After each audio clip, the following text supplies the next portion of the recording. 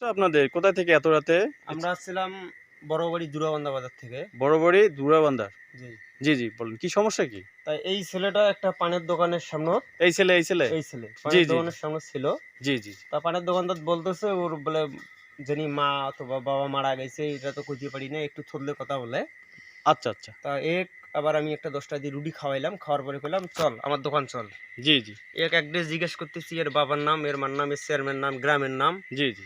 বলতেছি। ও বলতেছে বলে ঢোলখানা মানে করতেন হাত কাটা কি জানি চেয়ারম্যানের কথা মিন্টু বললো, চেয়ারম্যান। মিন্টু চেয়ারম্যান। জি, জি। আলতাফ আলতাফ চেয়ারম্যানের ছেলে চেয়ারম্যানের মিন্টু ছেলে মিন্টু চেয়ারম্যান। জি, জি সঠিক তখন উনি বলেছেন। আমাকে বললো, তো বললাম চল আমার বাড়ি যাই। জি, বাড়ি যাওয়ার পরে আমি ওকে আবার ভাত খাওয়াইলাম। জি, ভাত জি, খাওয়ার পর আবার দোকান নিয়ে আসলাম। দোকান নিয়ে এসে আবার চিন্তা না করতেছি হয়তো ও আবার রাত্রির মধ্যে কোথাও যায় নাকি, আবার ঘরটা মানে যে কোনো জায়গায় যদি আউটসাইডে চলে যায় তখন পাশের লোকে আমাকে বলতে পারে জি, জি, জি। তোর কাছে বাচ্চাটা গেল, সে বাচ্চাটা কোথায় গেল। এটা মানবতার দিক এটা থেকে। মানবতার দিক থেকে। তখন আমি চিন্তা করলাম না, একে বাড়িতে পৌঁছাই। পরে আমি বরাবরই আসলাম, এসে ডিউটি পুলিশের সাথে একটু যোগাযোগ করলাম।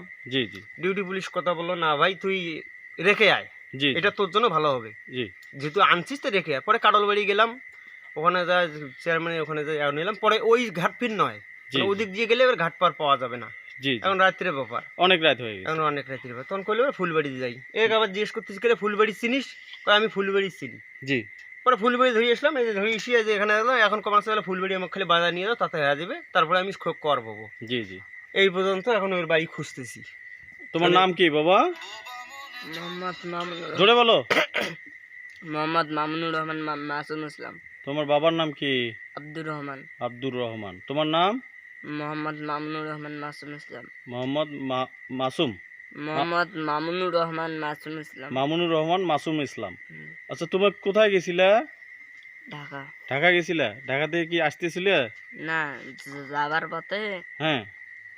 যে গাড়ির টিকিট কাটছি নে, জি, ওই ওই হানিফ বাসটা জি, ওখানে টিকিট কাটছি জি, 9:30টার সময়। জি, সেই জায়গা আমার আমি এর থেকে বাসা থেকে বেরিয়েছি 8:30। আচ্ছা, আচ্ছা, সেই জায়গা গাড়ি হয়েছে নষ্ট, জি, যাতে বের আমাদের বাসা থেকে আসছি হাডি ওয়াবদা 1 ঘন্টা লাগছে। আচ্ছা, আচ্ছা, কারণ ওই মেকার নাই, সে অটো ঠিক করতে করতে গেল 30 মিনিট। আচ্ছা। তুমি এখনো অনেক ছোট কিশোর মানুষ, তুমি আর এখনো পড়াশোনার বয়সে, এখনো তুমি এখনো স্টুডেন্ট। তুমি এই বয়সে ঢাকা কেন যাচ্ছ? আসলে সমস্যা কি? তোমার পারিবারিক না অন্য কিছু? না বাড়িতে না বলে গেছো কোনো কি সমস্যা সেটা বলো তো, কেন গেছো ঢাকা? হলে আমরা তোমাকে আমরা সবাই মিলে হেল্প করব, সহযোগিতা করব, যেন তুমি পড়াশোনা করতে পারো বাসা থেকেই। এই বয়সে তুমি ঢাকার উদ্দেশ্যে একাই রওনা দিছো, তুমি যদি ছিনতাইয়ের হাতে পড়তা বা একটা ক্ষতি হইতো, এনারা যে ভালো মানুষ জন্য তোমাকে সেভ করার জন্য দেখো কত দূর কষ্ট করে তোমাকে নিয়ে আসে, নিজের সময়, যে গাড়ির তেল খরচ, এনাদেরও তো ব্যস্ত মানুষ, তোমাকে সেভ করার জন্য তুমি যেন বিপদের হাতে না পড়ো নিয়ে আসছে। তুমি এটা কাম করছো, এই কাজটা আসলে তোমার ফ্যামিলিতে জানে তুমি যে ঢাকা যাইতেছিলা? জানে। জানে? তো তোমাকে একাই এটা তো জানে না মনে হচ্ছে, তোমাকে একাই তো ছেড়ে দিত না। তোমার সাথে তুমি ঢাকায় যাবা, সে তোমার পোশাক টোশাক এগুলো সব নিছো সাথে? খালি একটা প্যান্ট, প্যান্ট নিস। একটা পাঞ্জাবি আর কিছু নেই। এখন তুমি কি করবা, কি করতে চাচ্ছ বলো? বাসায় যাবা? কথা বলো, বাসায় যাবা না ঢাকায় যাবা? ঢাকা। ঢাকা যাবা? হুম। এই সময় তো তোমার ঢাকার কোনো গাড়ি পাবা না, কিছু পাবা না, ঠিক আছে? অতএব তুমি বাসা চলে যাও।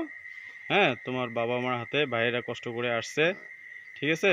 আপনার বাসায় রেখে আসুক, তুমি সঠিক লোকেশন দাও। কিন্তু ভাইয়েরা কষ্ট করে আসছে কিন্তু তোমার জন্য, এটা বিশাল একটা মানবতার পরিচয় দিচ্ছেন এনারা, ঠিক আছে? অতএব তুমি বাসা চলে যাও, ঠিক আছে? এখন কোথায় যাবা বলো? বাসা। বাসা যাবা? হুম। আচ্ছা ঠিক আছে, বাসা যাবা, ভাইয়েরা তোমাকে বাসায় পৌঁছে দিয়ে আসবে। আর কোনো সমস্যা আছে তোমার? হ্যাঁ, সমস্যা আছে? কথা বলো না কেন রে বাবা? কোনো সমস্যা নাই? আচ্ছা, তাহলে ভাইরা কি তোমার উপকার করলো না ক্ষতি করলো? হ্যাঁ জোরে বলো। উপকার করছে? আচ্ছা ঠিক আছে, তাহলে তুমি বাসা চলে যাও, তোমার ফ্যামিলিতে তুলে দিয়ে আসা হবে। হ্যাঁ, আর বাসার যে পড়াশোনা করার চিন্তা করো, এই বয়সে তোমার এটা কাজের সময়, বয়স হয়নি এটা, ঠিক আছে। জুড়ে অন্যায় বরাবরই